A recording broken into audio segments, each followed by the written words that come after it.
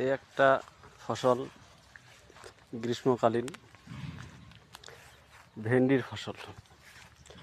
এই ফসলটা আপনার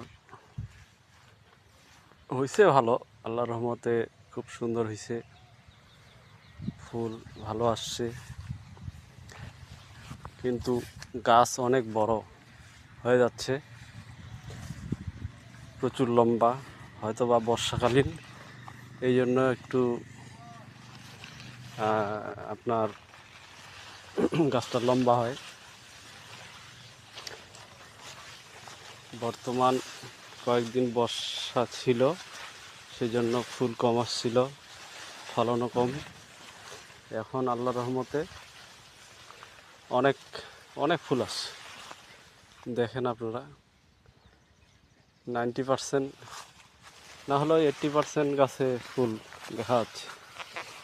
80% গাছে ফুল মানে কি প্রচুর ফলন। দোয়া করবেন যেন ফসলটাতে আমি সাকসেস হতে পারি।